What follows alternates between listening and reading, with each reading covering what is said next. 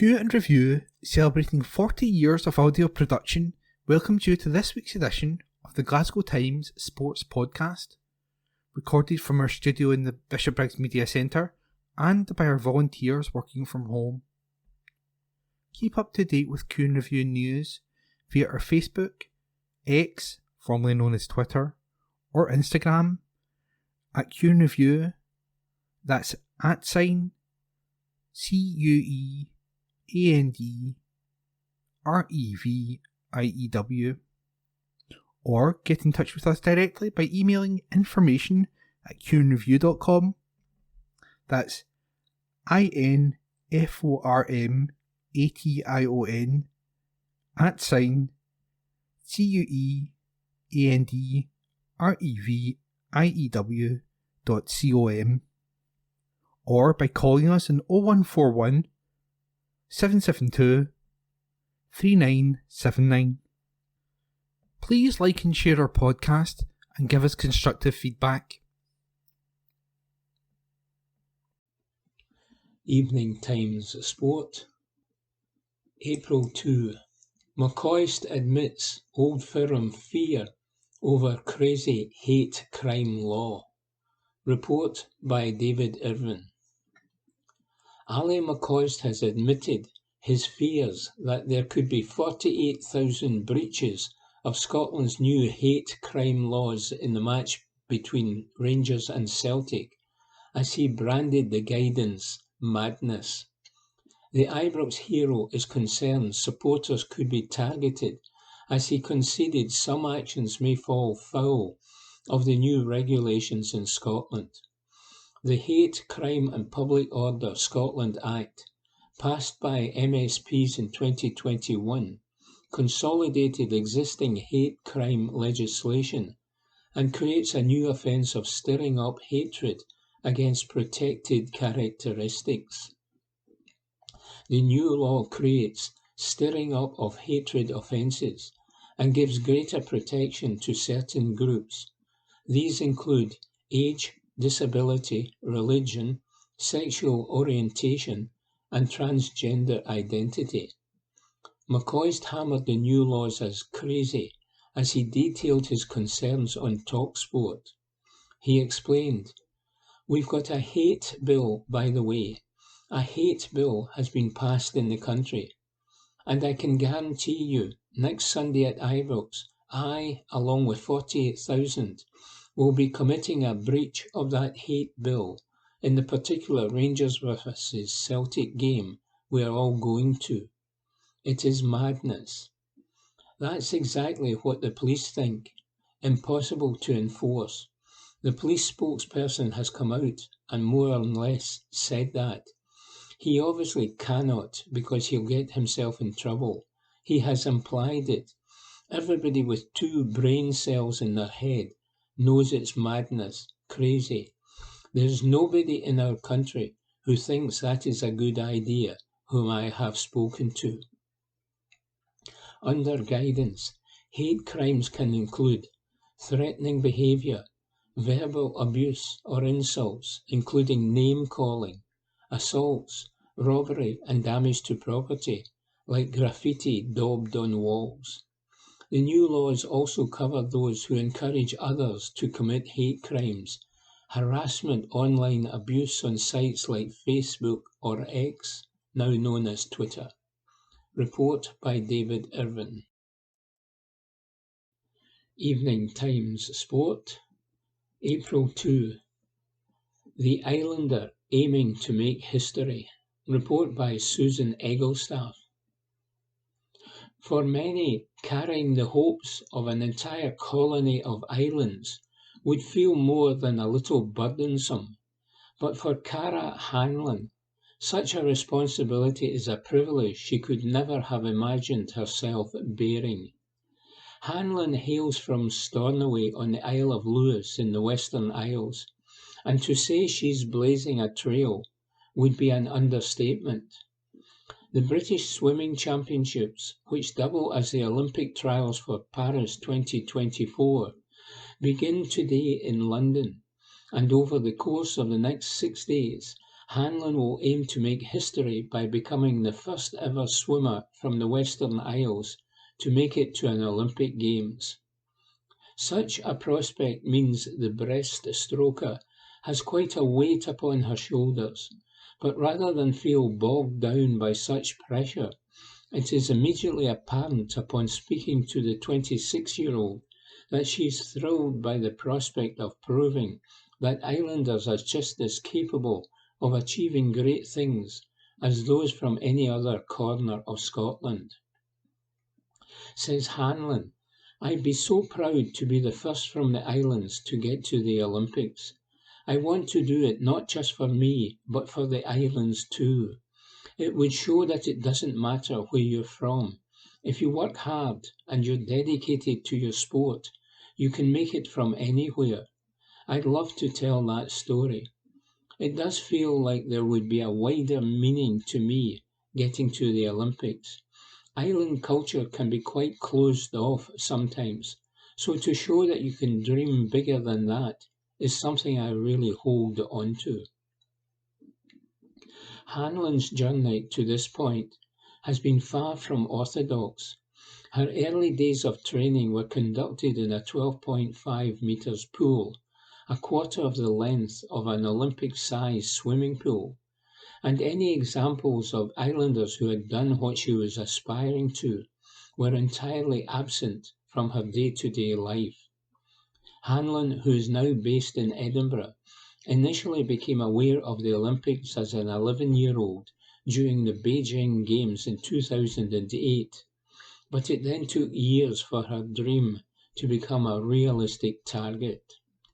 She says, "I remember watching Beijing 2008 and thinking it was so cool. Then during London 2012, I started thinking I really want to be a part of that."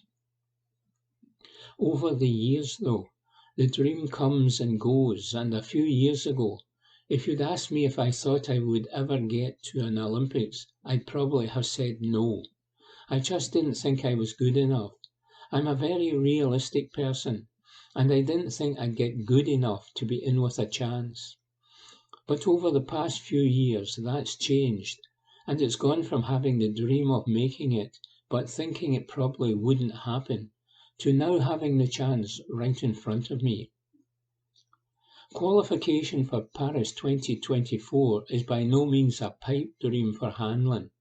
She goes into this week's British trials as a two-time defending champion in the 100 metres breaststroke, and although she'll need to swim faster than she ever has to secure the Great Britain's Olympic qualifying standard, finding the half a second that's required seems a far from insurmountable challenge for the Scottish record holder, particularly as she's back on track following an injury-interrupted season last year.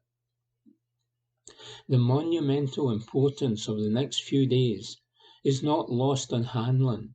Having missed out on selection for Tokyo 2020, she is well aware of the cutthroat nature of British swimming's selection policy, but she is insistent that she will not become distracted by what is at stake over the coming week, and instead will focus as much as possible on what she needs to do in the water. And she says, "It's been a daily challenge putting what's riding on these trials out of my head. Some days I don't think about Olympic qualification at all, and other days it's quite heavy. So it's about navigating those feelings. Of course I'm going to feel nervous, so it's just about coping with those feelings. It does feel different being defending champion, but at the same time, I know I can only control what I can control. If I can put my races together in the way I've been doing in training, then hopefully I've got a good outcome coming my way. I'm always going to put more pressure on myself than anyone else ever put on me, especially when it comes to Olympic trials. But it is definitely a weakness to think too much about actually getting to the Olympics. Over the next few days, I want to leave everything in the pool and use all the emotions to bring out the best in me." Other Scots in the hunt for British titles and selection for Paris 2024 this week are Olympic medalists Duncan Scott and Kathleen Dawson, as well as Katie Shanahan, Lucy Hope and Kiana McInnes. Report by Susan Egglestaff. Evening Times Sport, April 3. Todd Cantwell in ego admission. Report by Matthew Lindsay. Todd Cantwell has spoken for the first time about being substituted in the first half of the Europa League game against Aris Limassol this season, and revealed that he had talks with Rangers manager Philippe Clement about the tough moment. However, the playmaker stressed that he has no difficulties parking his ego and putting the team first, and emphasised that he has a strong relationship with, as well as the utmost respect for, Clement ahead of the Celtic game on Sunday. The Englishman was hooked by his Belgian coach 9 minutes before half-time and replaced by young winger Ross McCausland in the Group C encounter with Aris at Ibrox back in November. Being taken off in the first half of a game is considered to be the ultimate indignity for a professional footballer, and the technically gifted forward confessed that it had been a difficult experience for him to leave the field at that stage. But Rangers were trailing their Cypriot rivals 1-0 at the time, and Clement wanted to have more width in his team. So he put on McCausland, and the Northern Ireland international scored the second-half equaliser to secure a vital point for the hosts. Cantwell, who had given the ball away to the visitors shortly before Xavi Babika had broken the deadlock, spoke to his manager in the aftermath of a 1-1 draw, which guaranteed European football after Christmas. But he stated that he had put the incident firmly behind him and was enjoying helping the Viaplay Cup winners in their bid to complete a world record-equalling 8th domestic treble. He said, "No player wants to be that player. Listen, me and the manager have had a lot of conversations, and I have got a lot of respect for the manager. I think he is a good person, as well as a good manager. For me, personally, in football, you have to hide your ego a little bit sometimes, and you have to understand that things are not always done for your best interest. It is the club's best interest. I think we have got a manager on our hands who cares very, very much about the club. I won't go into it, but we had a very honest conversation, and it was a very respectful conversation, and I think it has been very positive on the pitch and off the pitch. Yes, me and the manager are in a really good place." Cantwell, who is set to start in his favoured position in the hugely important Singe Premiership game against defending Scottish champions Celtic at Ibrox on Sunday, has performed consistently well for Rangers in the months since the Aris game. Asked if he thought that working with Clement had made him a better player, he said, "I think you could argue that. It is definitely a different number 10 role to the number 10 role I was playing under Michael Beale, the former manager. But listen, as a footballer, you have to be able to adapt, and you have to bring different parts of your game. That is something the manager has really homed in with me. I would like to think I do have a good attitude. The club is always more important than any individual. I believe that. It is probably more important here than at most clubs. For me, it is being at the right end of the trophies at the end of the season. For me, that would be a good season." Report by Matthew Lindsay. Evening Times Sport, April 3. Heart on undying Celtic love. Report by Graham McGarry. The news that away allocations will be restored to a reasonable level come the start of next season will come too late for Joe Hart to get a proper feel for what the Old Firm derby used to be, with his Celtic career coinciding with the ticking tit-for-tat that is finally grinding towards a resolution. Not that having only a small wedge of Ibrox backing his team, or more recently no fans at all, has diminished the experience for the former England number one, who is savouring these final months in a Celtic jersey before hanging up his gloves for good in the summer. He admits, though, that he is looking forward to perhaps snagging a ticket to come along and back his old team at some point in the future, with Hart saying that although he may be leaving Celtic in the summer, the club will never leave him.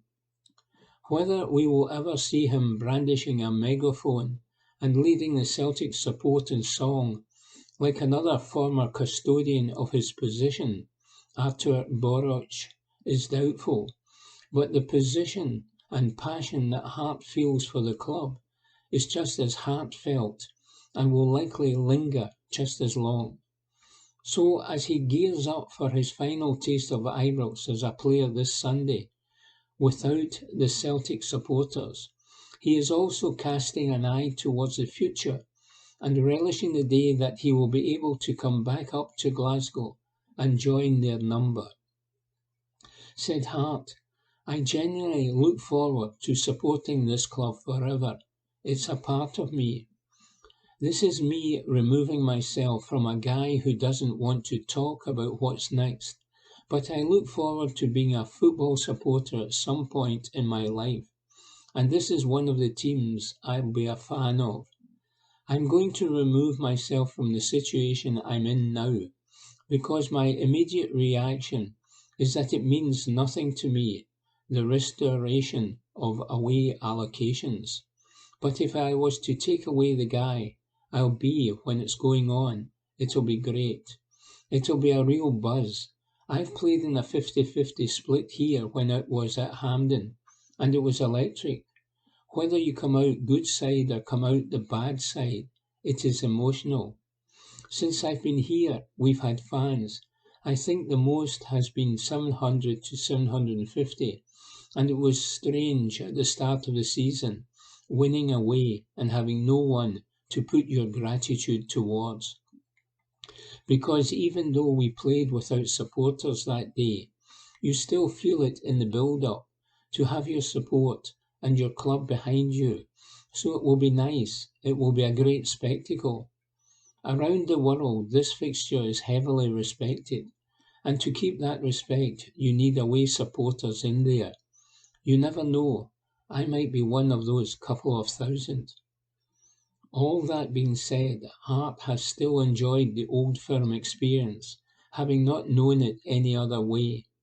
As he mentioned, while the fans may not be present in the stadium when the Celtic players step out of the tunnel this weekend, the players know that there are tens of thousands with them in spirit and backing them to the hilt. So there is no doubting whatsoever that each Celtic player knows exactly what is at stake and who they are representing when they cross that white line at a vociferously partisan Ibrox. For Hart, there is no escaping the magnitude of the fixture, both in terms of what the outcome will mean in the context of the title race and what it means to the fans of both clubs. He said, "If people don't know, then they don't know. I do know, and I know the build-up to these games is huge. The emotion to these games is huge. If you're not winning worldwide acclaim or awards, who cares? When you're in it, when you're emotionally invested, I don't care what anyone says. I know how it feels." Report by Graham McGarry. Evening Times Sport, April 3. McCoist reveals he will not attend Old Firm game. Report by David Irvin. Rangers' Ali McCoist has revealed he will not be at Ibrox for Sunday's crucial clash against Celtic, as he played down criticism over his remarks on the new hate crime laws in Scotland. The Ibrox legend had come under intense scrutiny and criticism after branding the new laws madness and crazy, and suggesting 48,000 fans, including himself, could fall foul of the law at the derby fixture. However, McCoist has now broken his silence on the fallout over his comments and played down the response as he revealed he would not even be in attendance at Ibrox on Sunday. Alan Brazil on TalkSport referenced criticism and coverage of McCoist's claims as he said, "I see you have made some of the front pages." But McCoist wasted little time on the subject as he said, "I'm over it. I seem to have upset a few people." Then quizzed on whether he would be at the vital title race encounter, McCoist revealed, "No, I'm not actually. I will be away with the kids for a couple of days."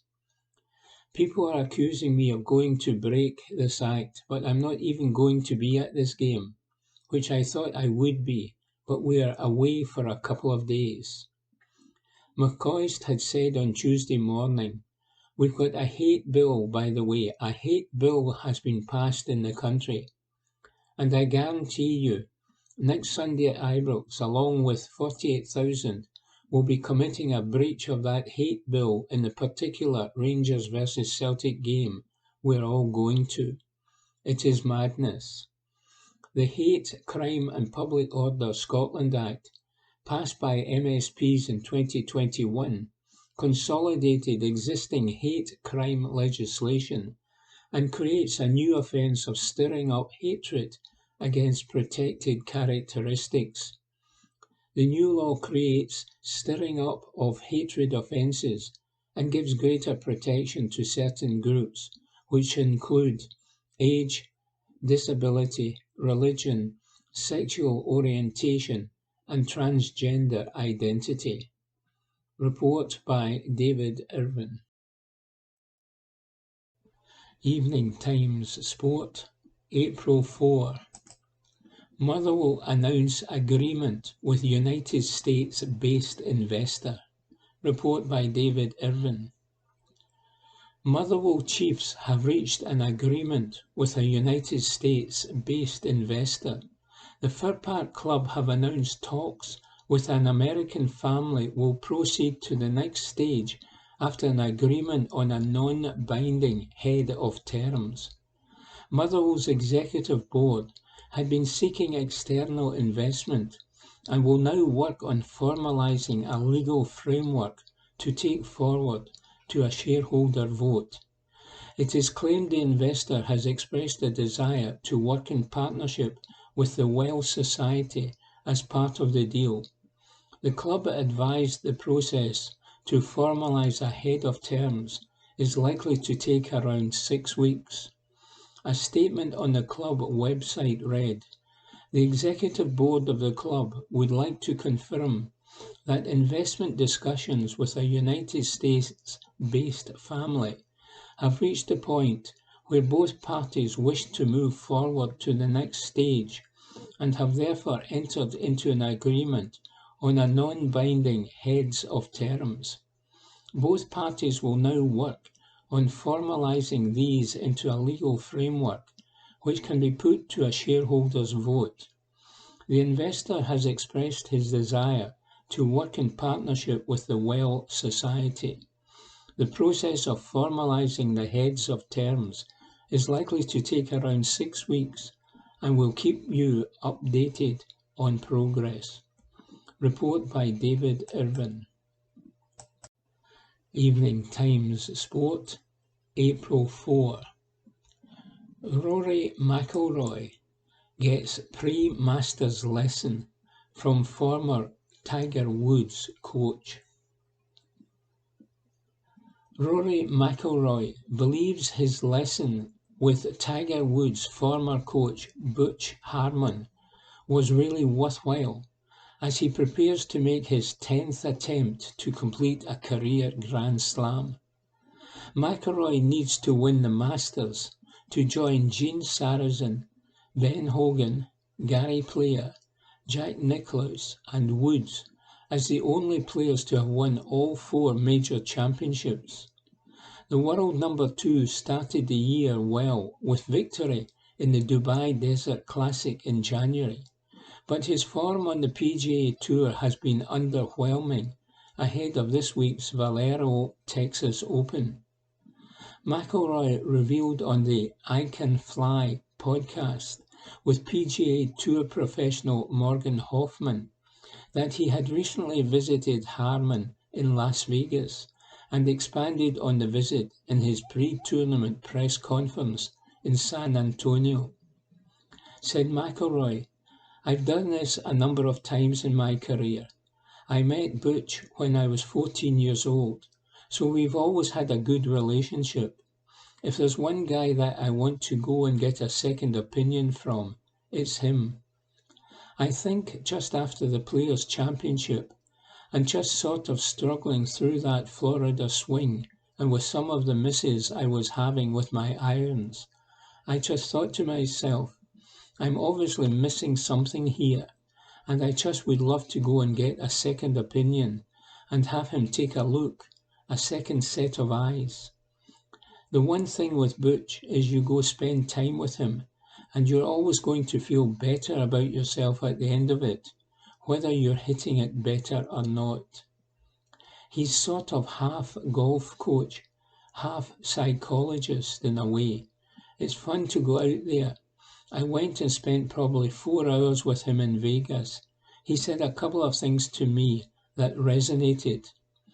It's the same stuff that I've been trying to do with my coach, Michael Bannon, but he sort of just said it in a different way that maybe hit home with me a little bit more. It was a really worthwhile trip, and I feel like I've done some good work after that. As I said, this is a good week to see where that work has got me. Speaking before the Players' Championship last month, where he carded an opening 65 before fading to a tie for 19th, McIlroy revealed the reasons behind his current struggles. And he said, I have this amazing feeling with my woods at the minute, but when I try to recreate that feeling with the irons, it starts left and goes further left. I have a swing thought for my woods, and I need a different swing thought for my irons, and that's what I've been working on over the last couple of days. I feel every other part of the game is in good shape. Report by Martin Macmillan.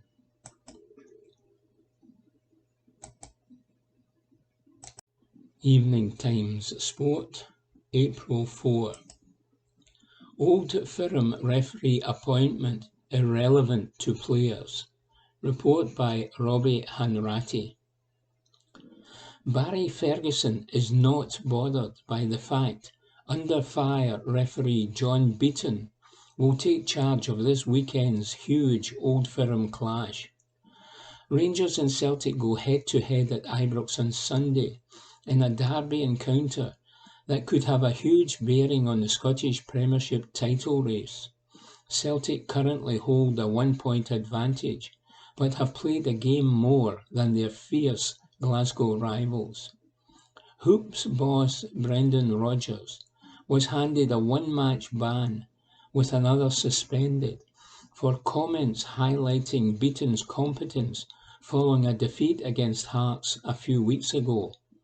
While there's been intense scrutiny from both sets of opposers over the Whistler's appointment. However, Ferguson reckons the standard of officiating in general has been poor and believes any referee could be prone to a game-changing error given what he's witnessed across the league this season. It didn't bother me in the slightest, said the former Rangers captain on Go Radio when asked about the choice of referee. If I'm being honest, whether it's what happened a few weeks back at Tynecastle or 5 years ago, or 10 years ago, whatever referee it is, I'm always nervous about decisions, certainly with VAR now. But people have got to remember, it was John Beaton that advised Don Robertson to go and look at the Yang high foot, obviously the penalty decision as well. I told you at the time that I thought it was never a sending off and it was never a penalty. But Don Robertson had to make the final decision on that. It was nothing to do with John Beaton. Fellow pundit Peter Grant then chimed in to agree with Ferguson's opinion, and the former Celtic midfielder claimed, "I think that's the problem everybody's got. You've had two referees that's actually had the opportunity to say, that was wrong, but they didn't. And I think that's where all the hullabaloo has come from, more than anything else. We are talking here as footballers, well, ex-footballers I should say, and the decisions were really poor. And for that standard of referee, top referee supposed to be in the respect of that shouldn't be the case." Ferguson came back in and argued, "It's not just the Hearts and Celtic game. All the games that I've watched, most of the decisions have actually baffled me. But in terms of referee Beaton, it will not mean a jot to the Rangers players or the Celtic players come Sunday at 12 o'clock once that whistle goes." Report by Robbie Hanratty. Evening Times Sport, April 5. Graham McGarry cautions, "Open minds, but caution advised over Motherwell investment." Fundamentally, the news this week that Motherwell have entered into a non-biting heads of terms with a United States-based family has not materially changed my viewpoint on potential investment or really changed the situation as yet. I, like many others I would guess, am not entirely against the idea of outside investment, but it all depends on what the club would be giving away in order to secure it. My red line would be ceding of the Well Society's majority shareholding, but I also have misgivings about giving away any sort of shareholding in the club if that was not in exchange for a commensurate level of investment. As yet, we do not officially know the figures involved in terms of either the proposed level of investment or the identity of the investors. So until both of these points are clarified, there is very little to go on in terms of judging whether this would be a good thing for Motherwell or not. Some notes of caution though. There is no doubt that outgoing chairman Jim McMahon is a Motherwell man and will, I am sure, be looking to leave a legacy at the club when he steps down in the summer. However, I hope that his eagerness to show that the investment video that was his brainchild and that he personally financed has been a success does not blind his judgment, and that he does not end up driving this through to its conclusion, even if it is not in the best long-term interests of the club. There is also some confusion when it comes to his mandate for doing so. The executive board, of course, has a duty to seek out investment if they feel that is what the club requires.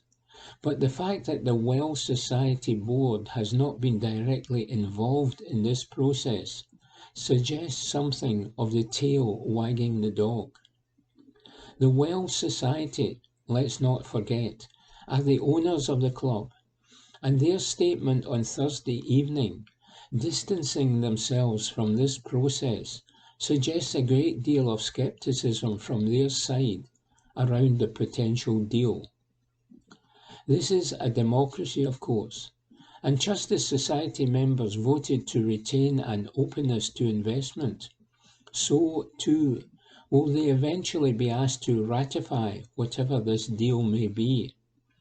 This is where crystallising exactly what any investment will mean to the club and its future will be vital. I suspect that a great many of the members who did not vote on that first point will engage more when there is something concrete to consider and something that could potentially affect the future of the club, for better or for worse.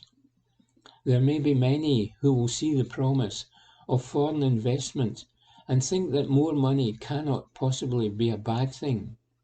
But there is, of course, a litany of cautionary tales throughout the recent history of the Scottish game to ensure that caution is advised. Investment could be a good thing, and the Welsh Society Board themselves have said they are encouraged by the noises coming from the potential investors that they would like to work with the society rather than sideline it.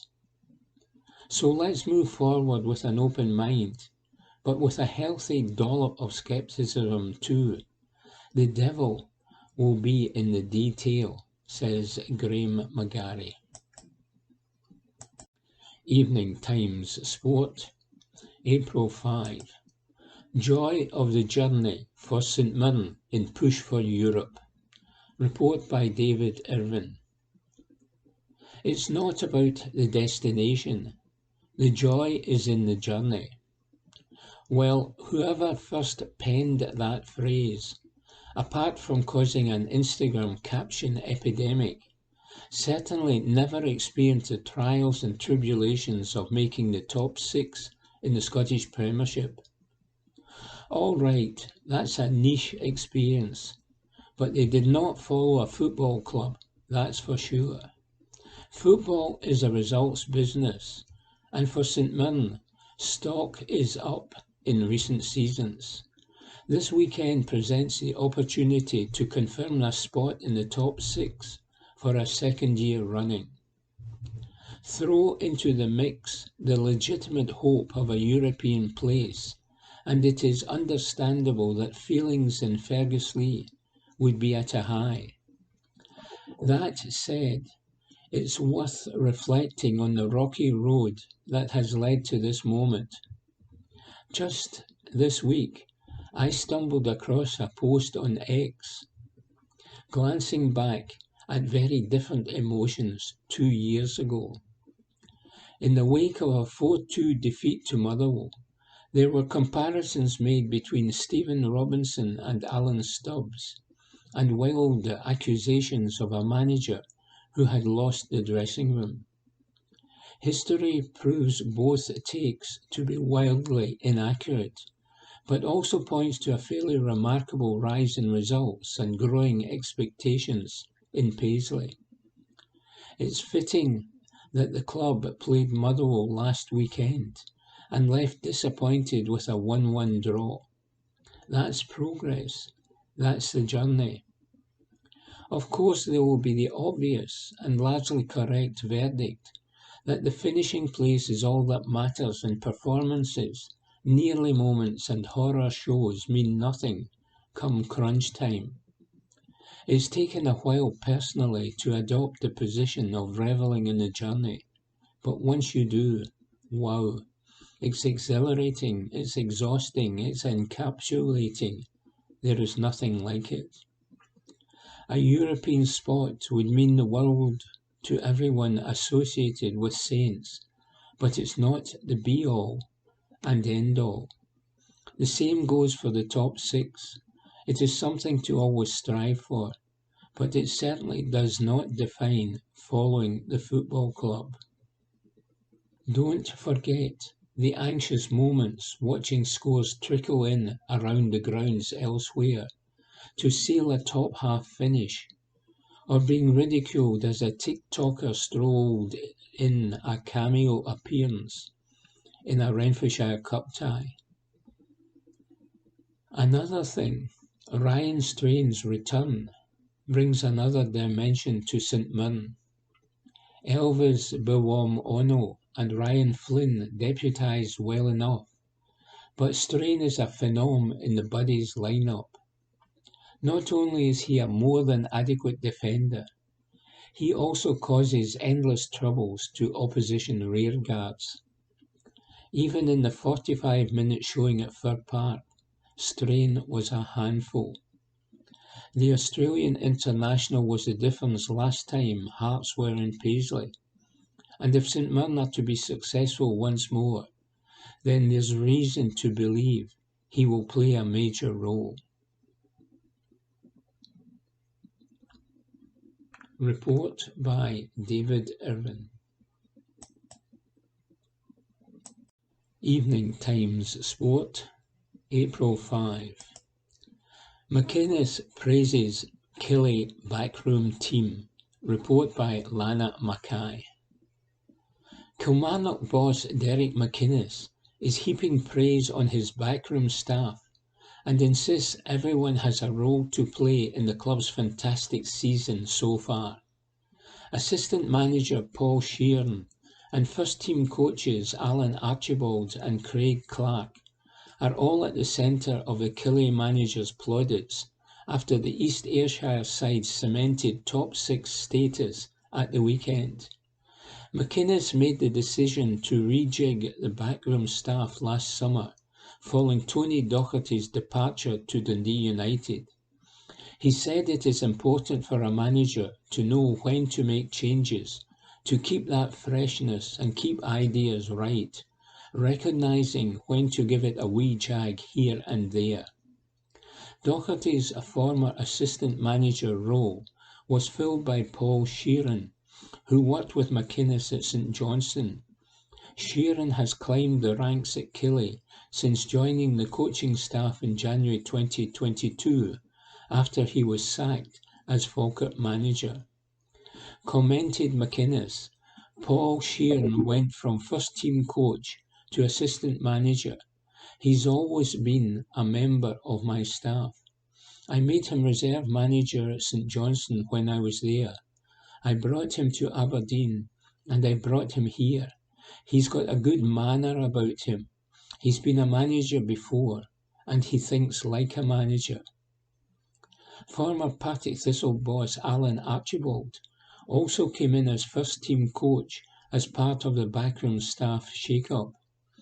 McInnes said of his former Dundee United teammate, Archie was a youth coach at Motherwell, and I just thought he was better than that role, not to decry the role at Motherwell, because Motherwell were good enough to give him the opportunity. But I wanted him working with me at first-team level. When the opportunity arose, I moved quickly.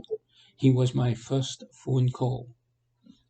The Killie manager also praised first-team technical coach Craig Clark, citing his great work ethic and eagerness to learn. He's been a brilliant member of staff in terms of analysing opponents, good on the training pitch. I feel we're really fortunate at Kilmarnock to have a really strong staff. Any time a team has a season that's better than a lot of people have expected, there are a lot of things go right with that.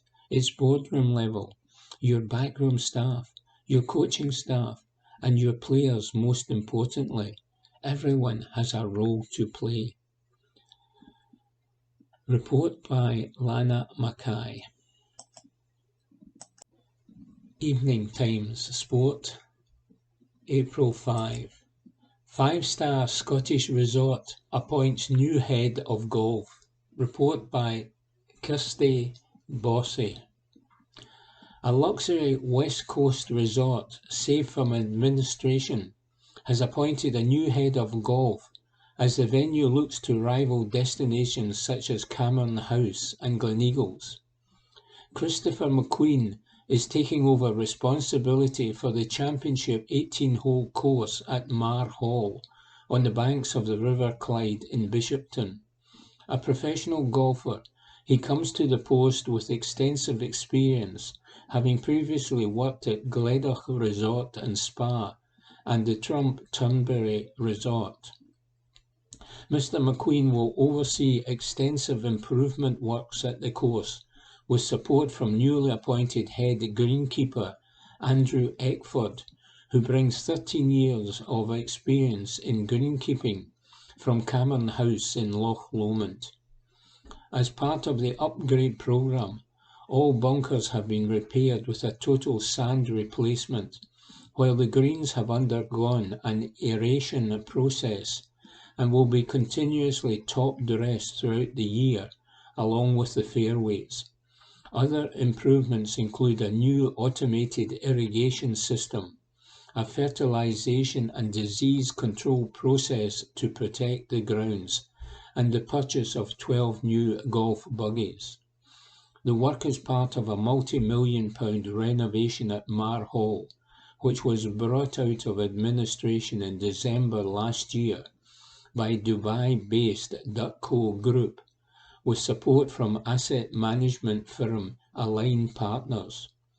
Mr. McQueen and Mr. Eckford are among a raft of senior appointments announced by the resort's new owners. Report by Kirsty Dorsey. Evening Times Sport, April 5. Taylor Swift video made impact on Motherwell investor arrival. Report by Lana Mackay. Motherwell manager Stuart Kettlewell has admitted the club's viral Taylor Swift video has had an impact on drawing in new investors to Fir Park. The tongue-in-cheek video, released in January, aimed to attract funds from Hollywood A-listers, including a plea to pop sensation Taylor Swift to give some dosh, and it appears to have worked.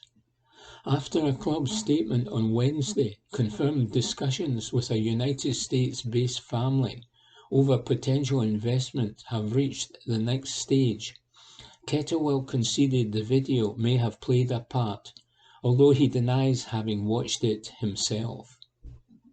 He said, "There were a number of potential external investment options that were there that weren't before that video was released.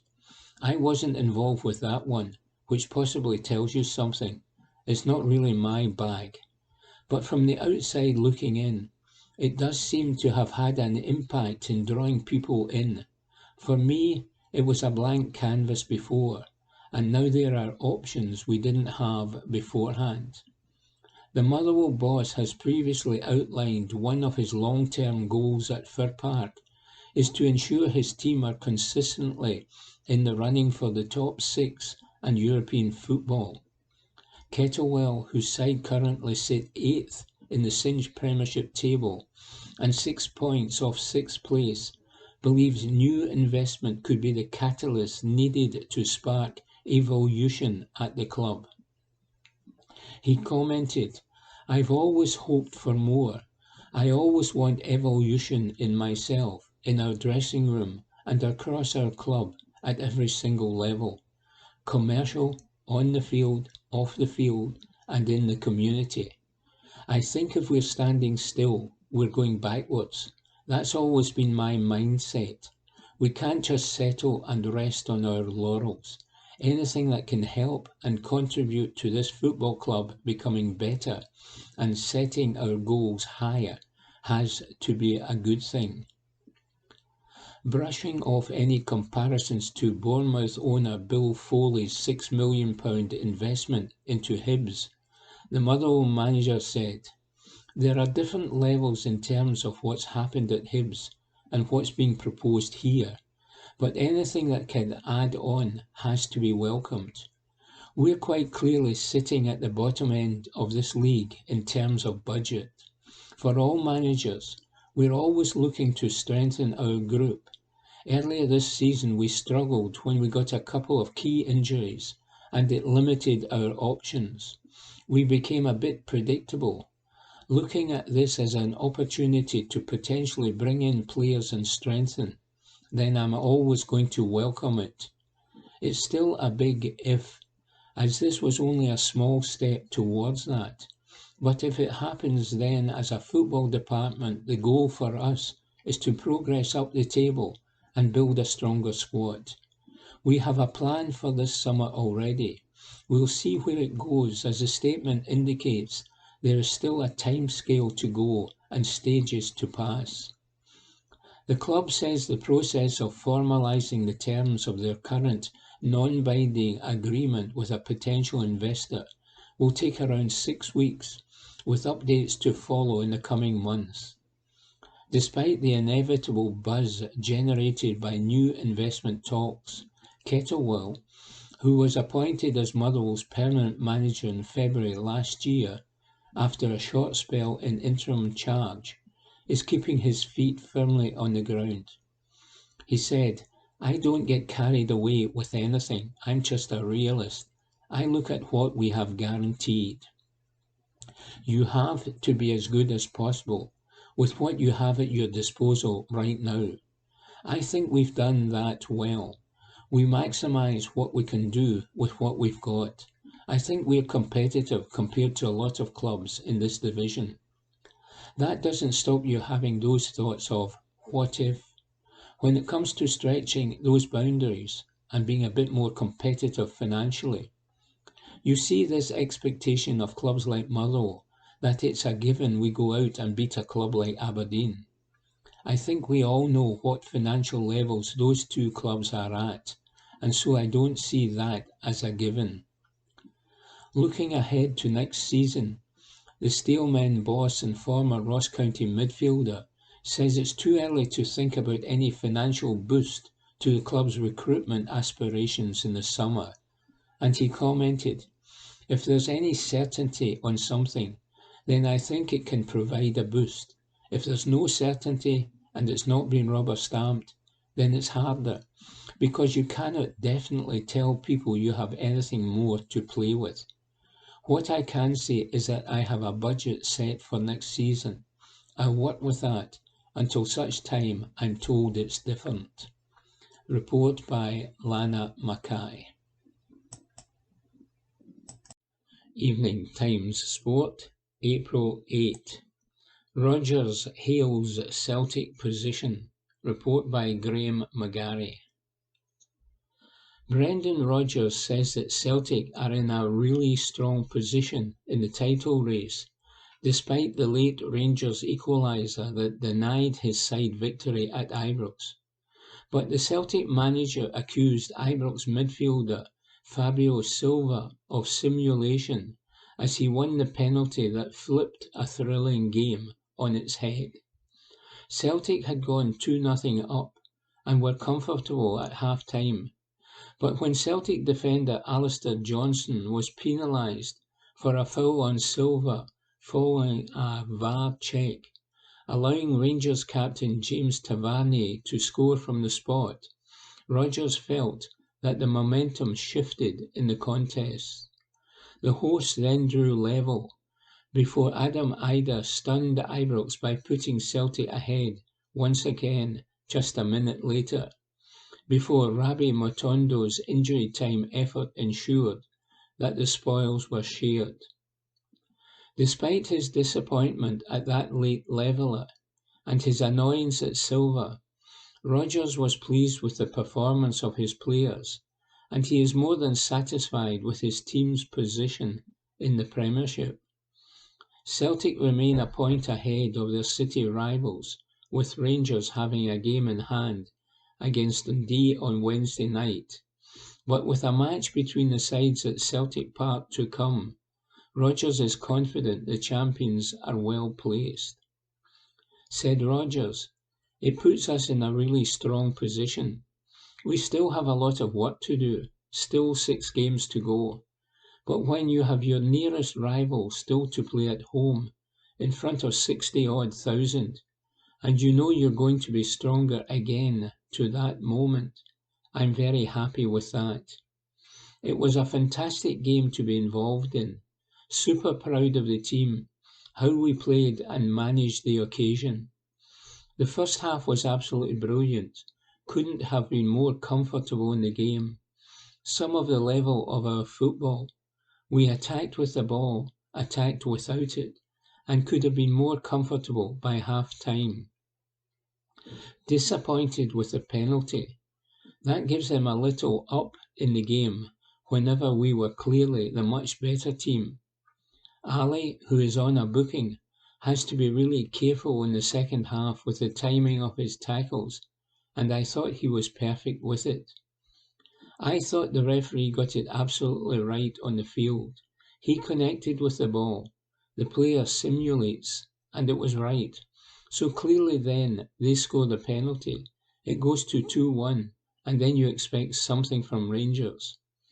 They obviously get a deflected goal to take it to 2-2, and then you've got to dig in, show your heart, and show your desire, as well as your football. Then we get the third goal, a fantastic goal by Adam, trying to see it through, and then Matondo scores a brilliant goal. But the whole thing was leaving here today with the performance, and still with everything in our hands. I think what we showed today was at the level of our football, players coming back to fitness, how we could deal with pressure and manage the pressure. So proud of the team.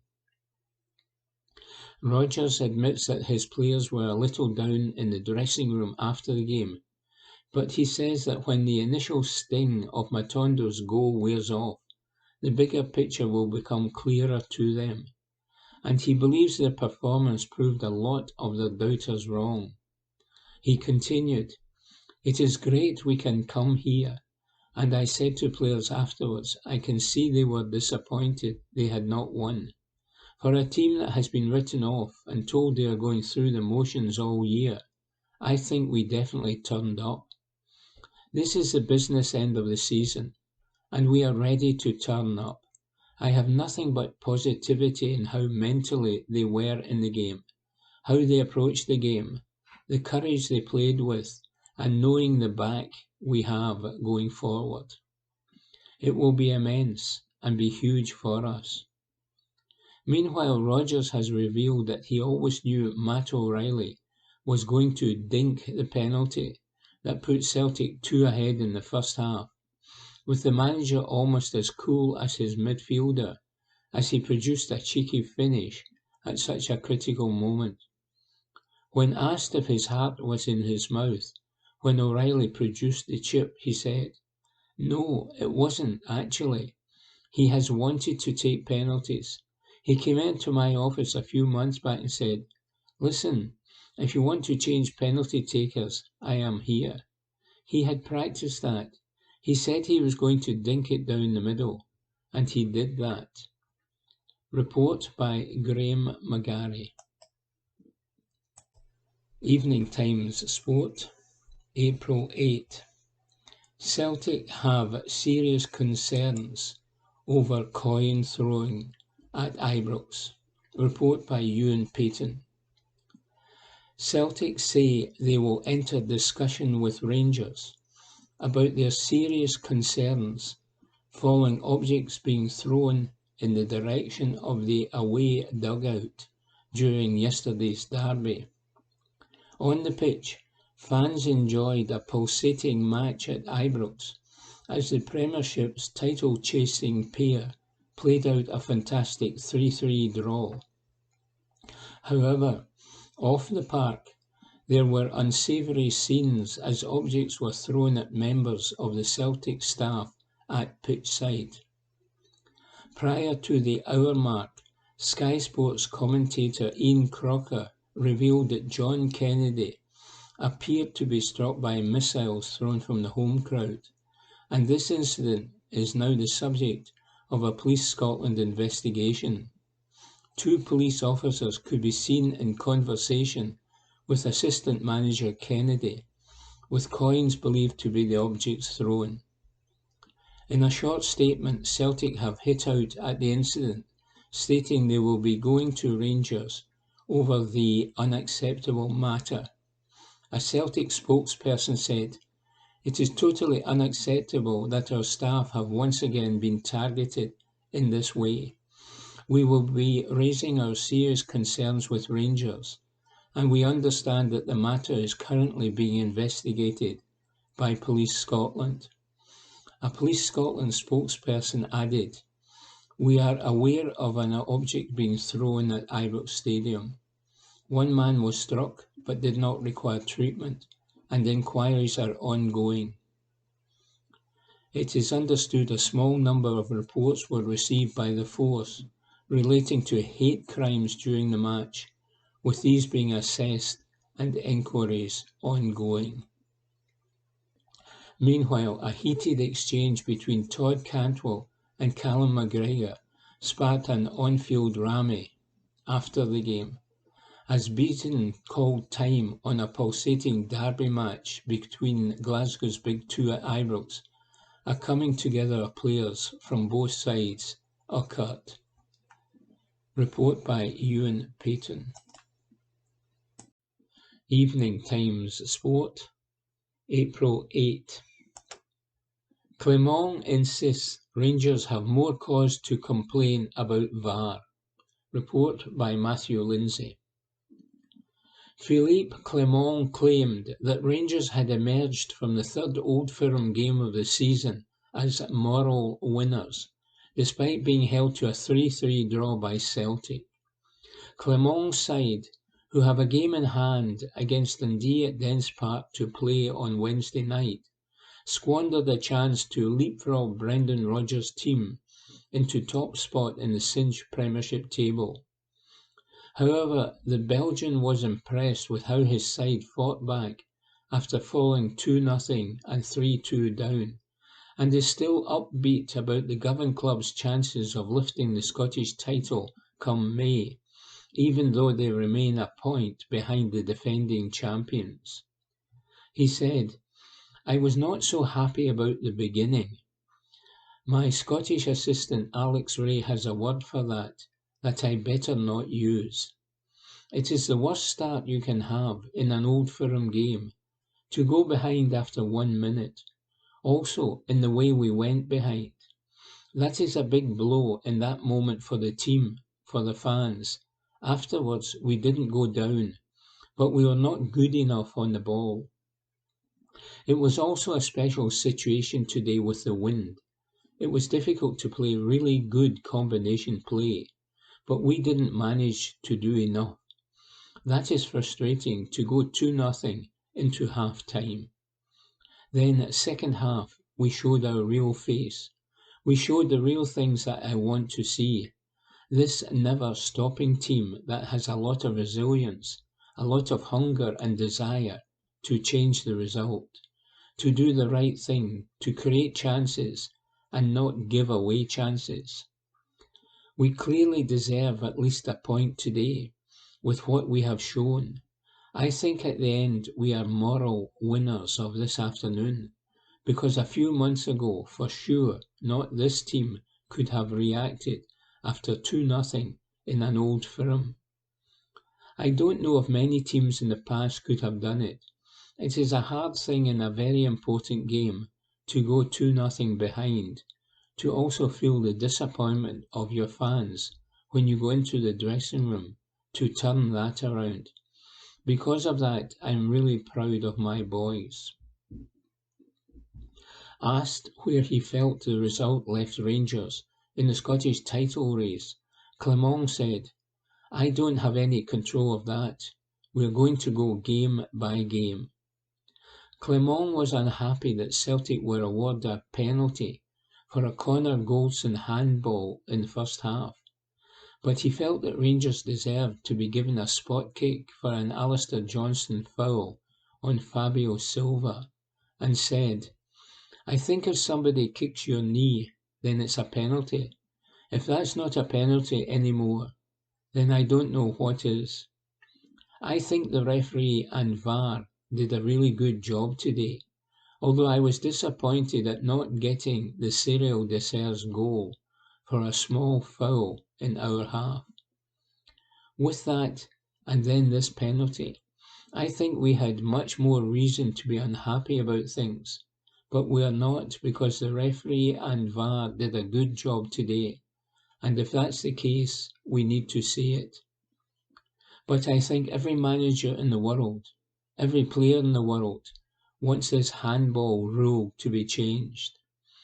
I know with the rule it is a penalty now, But if a ball is brought in at that speed in front of goal, and it is touched by the head and is deflected, and you jump up at that moment and you want to take your arm away, but it touches your arm, with the rules now, it is a penalty.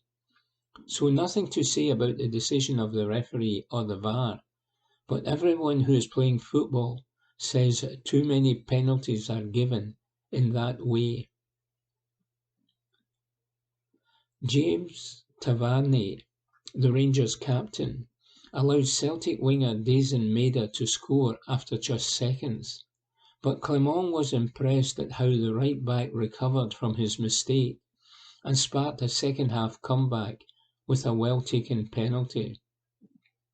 And he said he showed the personality to take the penalty, and to take the penalty in that way with really big conviction, desire to score the goal, and to put the perfect penalty away.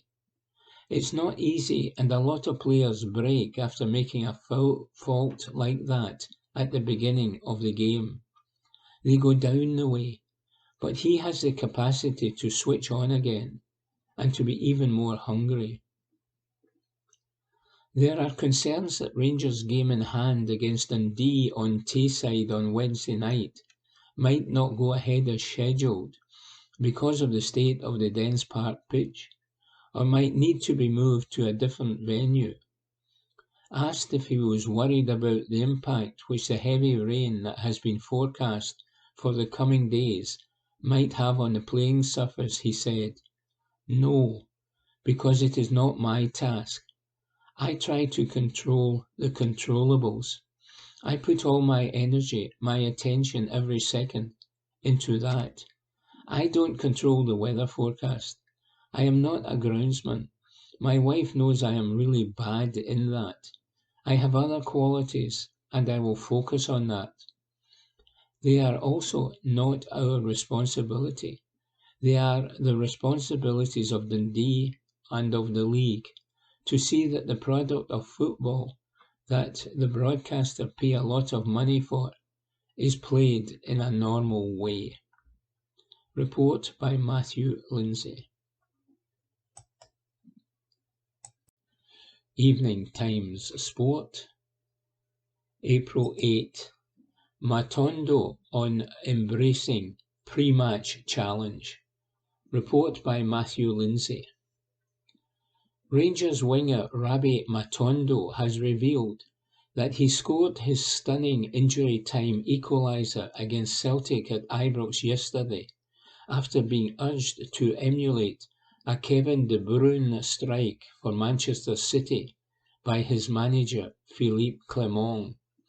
The Welsh international curled a long-range strike beyond Joe Hart and into the top right corner in the 3rd minute of added-on time to ensure that his side drew 3-3 with their Glasgow rivals in the Cinch Premiership match. It was a hugely important strike, as it keeps the Govan club, who have a game in hand to play against Dundee at Dens Park on Wednesday night, a point behind the defending champions in the league table.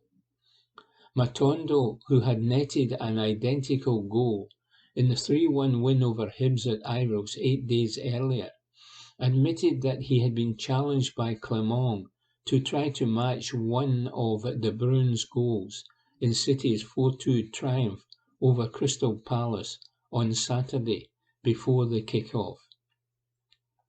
He said, "I ran over to him after I scored, because before the game we were speaking, and he asked me if I saw Kevin De Bruyne's goal. We work a lot in training, and he works a lot with me on cutting in and getting shots off and keeping it low in the corners.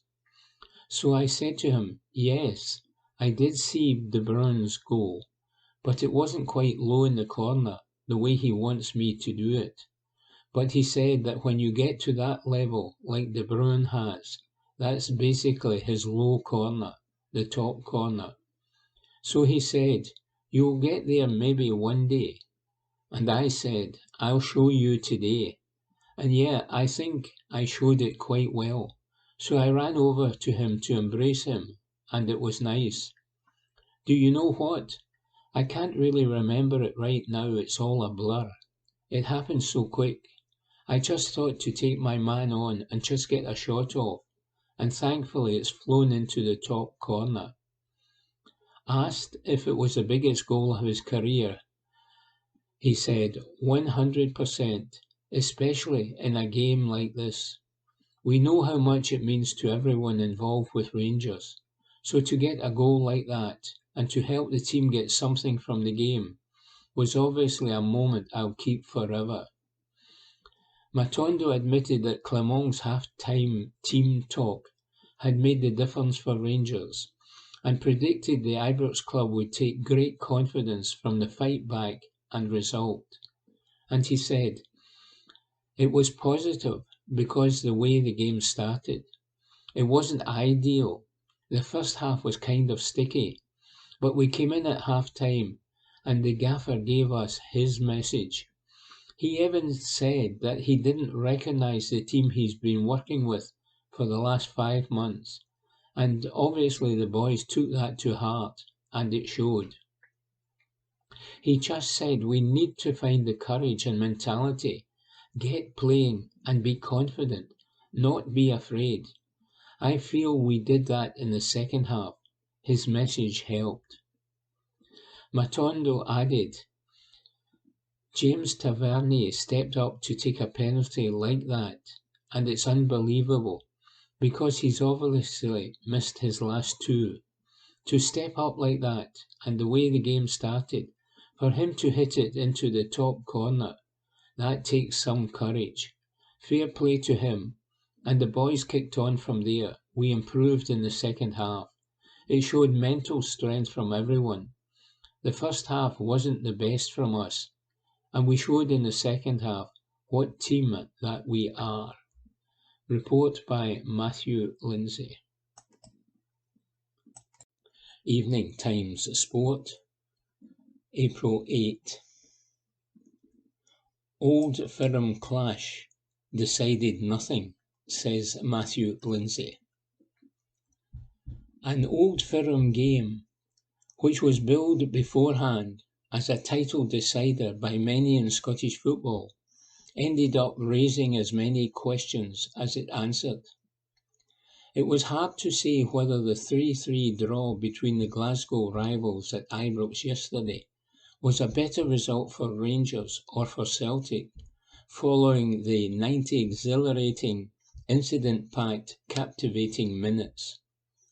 The home team, who trailed 2-0 at half-time and 3-2 in injury time, can be proud of the way they fought back to earn a draw and a point, which gives them the chance to move 2 points clear of their city rivals at the top of the Singe Premiership table on Wednesday night. Yet the visitors can also be satisfied with how they acquitted themselves in an intimidating arena. They will be quietly confident they can prevail against their age-old adversaries when they have 60,000 of their fans cheering them on at Parkhead following the split. Rabbi Matondo curled in an equaliser in the 3rd minute of added-on time, and honours were even when John Beaton brought an end to the madness. They will not be level come the final game in May, but who will come out on top remains anyone's guess. Here are 5 talking points from a classic derby encounter. A fast start. The noise generated by the 50,000 Rangers supporters who had shoehorned into Ibrox hoping to see their heroes win was deafening before kick-off.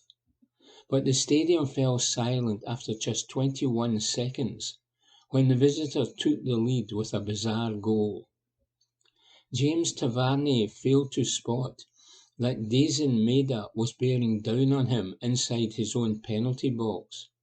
His attempted clearance struck the shin of his opponent and spun beyond Jack Butland. It was one of the quickest goals in Old Firm history, but not the quickest. Chris Sutton, who was doing the co-commentary for host broadcaster Sky Sports and was looking on from the gantry in the main stand, broke the deadlock after just 19 seconds in a league game at Ibrox in December of 2002. Tavernier has, for all his strengths going forward, always been prone to a lapse in concentration at the back. It was another in a long line of costly errors. He did not buck his ideas up any either. He was dispossessed by Maida just outside his area, midway through the first half, and was fortunate that Butland tipped a Matt O'Reilly header over his crossbar from the resulting attack. The Rangers captain, though, showed great character when he netted a second-half penalty kick to get his side's comeback underway and take his tally for the 23-24 campaign to 23. Midfield maestros.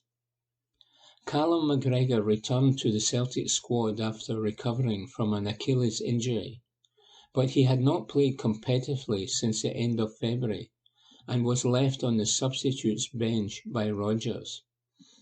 His omission meant that it was Japanese international Tomoki Iwata who slotted into the midfield, alongside his countrymen Ryo Hatate and O'Reilly.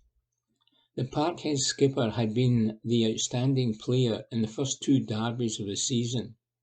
Would the visitors cope without their talismanic leader in Govan?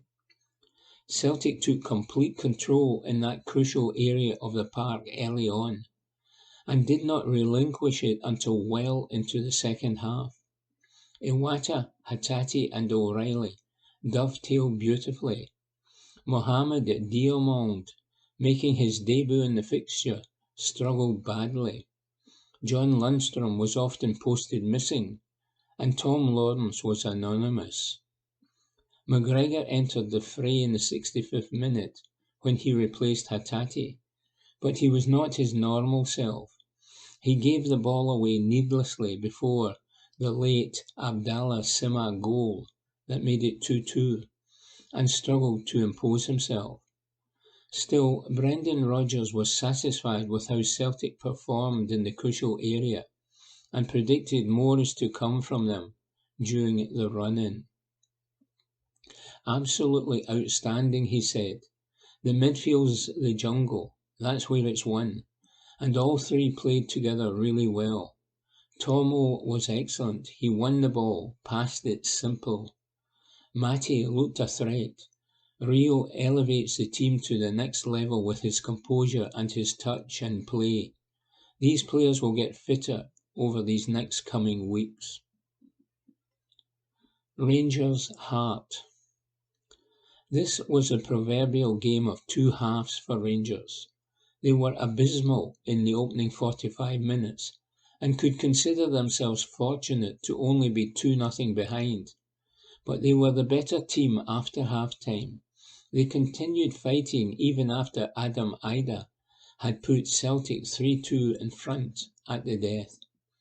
Should their manager Philippe Clement be alarmed at how his charges started, or encouraged by how they finished? He will have to make sure there is no repeat of their first half display in the remaining 7 league matches, beginning in their game in hand against Dundee at Dens Park in midweek. Petulant Silva. Wolves' loanee Silva has done well for Rangers since arriving on loan during the January transfer window, despite being played out of position on the left of the front three due to injuries in recent weeks. He won his team a penalty when he went to ground following the slightest of touches from Alistair Johnston in the second half, and Sutton branded him a gold medal diver in typical antagonistic fashion. The player, who rolled about on the turf as if he had been hooked by Tyson Fury in the first half, following another Johnson flashpoint, would be well advised to focus on football in the weeks ahead. He is an excellent player who has no need to indulge in such nonsense. Referee watch. John Beaton has had far quieter afternoons at the office. Beaton was urged to watch a replay of a Nicholas Kuhn corner by his VAR colleague Nick Walsh in the first half, and correctly pointed to the spot after ruling that Connor Goldson handled the ball. O'Reilly converted. He showed Silva a yellow for simulation following the Johnson challenge in the second, but he reversed that decision and gave the hosts a penalty after viewing his pitch-side monitor. It was, no doubt about it, a soft award, but contact had been made. The referee then chalked off a Cyril Desser's goal that had appeared to level the encounter for a foul by Lawrence on Iwata in the build-up. Both sets of supporters had their complaints after full time. VAR, though, got all the major calls correct, says Matthew Lindsay. Evening Times Sport, April 8. Souness accuses biased Chris Sutton of Celtic VAR manipulation. Report by Johnny McFarlane. Graham Souness has blasted Chris Sutton's commentary for Sky Sports during Rangers and Celtic's epic 3-3 draw as biased. The Ibrox legend watched the pulsating derby on TV and admits he was perplexed by Sutton's calling of incidents in the game. Sutton was furious when referee John Beaton was called to the VAR screen after booking Rangers striker Fabio Silva for going down in the box under a challenge from Alistair Johnston. The man in the middle overruled himself after seeing video evidence that the Portuguese was brought to the floor by contact to his knee from the Canadian international. And Souness feels there could be something more sinister at play in terms of Sutton's influence over referees. The Ibrox and Liverpool legend told TalkSport, "It's 100% a penalty, and I'll tell you, Silva is a diver. He's a diver and he's embarrassing himself. I'm sure they're talking about it up in Scotland, but that was a penalty. The defender cut him across the knees with his dangling foot. It's a penalty. He's brought him down." I'm reluctant to be strong on Chris Sutton because he turned up at a charity event for me 2 weeks ago. We chatted together, and he's funny. He did a bit for me, and I thank him again for that. It was a dinner in Glasgow for the Deborah charity. But I cannot believe how biased Chris is when he's talking about Rangers. He was saying, "It's embarrassing, it's not a penalty." It was a penalty. It's easily a penalty. It's not even a discussion to have. And I'm wondering, do VAR listen to the commentary during the game? Because I'm thinking Chris is going that strong here. He's trying to influence whoever could be listening in the VAR studio. VAR in Scotland is different. It's not at Stockley Park, is it? They've got their own VAR there. Do they listen to the commentary? I thought Chris has gone that mad on this. He's trying to influence someone in VAR. Report by Johnny McFarlane. Evening Times Sport, April 8. Souness accuses biased Chris Sutton of Celtic VAR manipulation. Report by Johnny McFarlane. Graham Souness has blasted Chris Sutton's commentary for Sky Sports during Rangers and Celtic's epic 3-3 draw as biased. The Ibrox legend watched the pulsating derby on TV and admits he was perplexed by Sutton's calling of incidents in the game. Sutton was furious when referee John Beaton was called to the VAR screen after booking Rangers striker Fabio Silva for going down in the box under a challenge from Alistair Johnston. The man in the middle overruled himself after seeing video evidence that the Portuguese was brought to the floor by contact to his knee from the Canadian international. And Souness feels there could be something more sinister at play in terms of Sutton's influence over referees.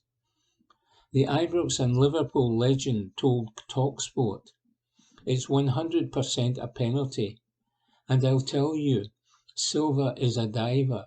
He's a diver and he's embarrassing himself. I'm sure they're talking about it up in Scotland, but that was a penalty. The defender cut him across the knees with his dangling foot. It's a penalty. He's brought him down." I'm reluctant to be strong on Chris Sutton because he turned up at a charity event for me 2 weeks ago. We chatted together, and he's funny. He did a bit for me, and I thank him again for that. It was a dinner in Glasgow for the Deborah charity.